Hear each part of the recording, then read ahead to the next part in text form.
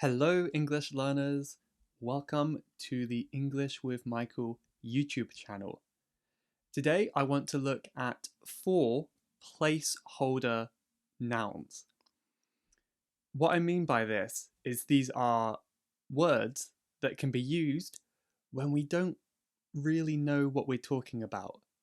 Maybe we've temporarily forgotten, we've had like a mind blank, we can't think about it.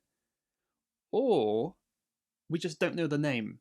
We don't know what it's called because it's too specific. So if you're learning English, this might be very useful because there are so many things where you don't know the name and you kind of don't know how to describe it, but maybe people will still understand.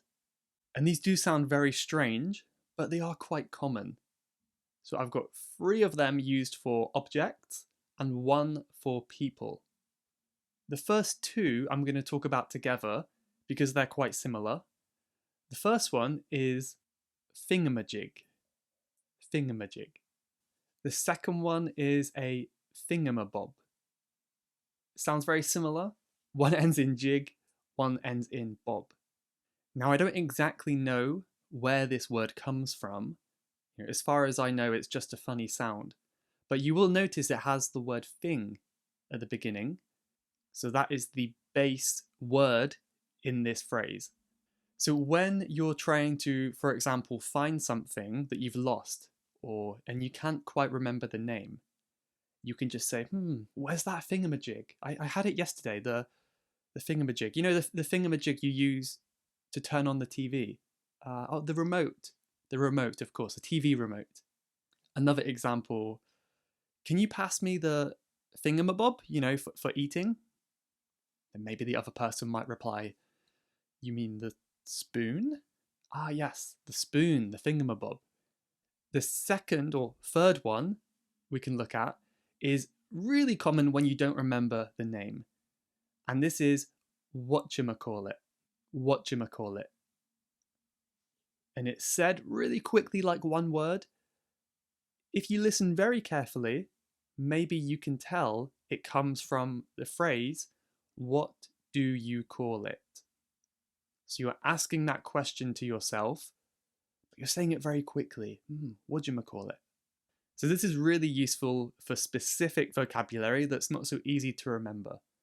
For example, you've got a problem with the the handbrake of your car. You've got a problem with it. The final one is used for people. And this is so and so. But we say it very quickly, so it sounds like so-and-so. Now, if you say he is a so-and-so, that's like a very casual way of saying he's very annoying or irritating or something similar to that. But if you use it in place of the pronoun, it kind of means you forget their name or maybe you don't know what they're called. So you're maybe gossiping about your friend and then you say, I saw him with so-and-so the other day, or John and so-and-so were walking in town. So it was John was walking with another person, but you forgot their name. So you can say so-and-so. All of these examples today are very casual and only used in speech, in speaking.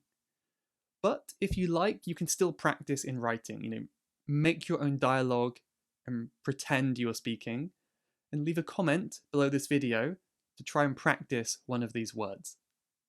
I hope you found it useful, and I hope you learnt something new in this short video. Thank you for watching, and I'll see you next time.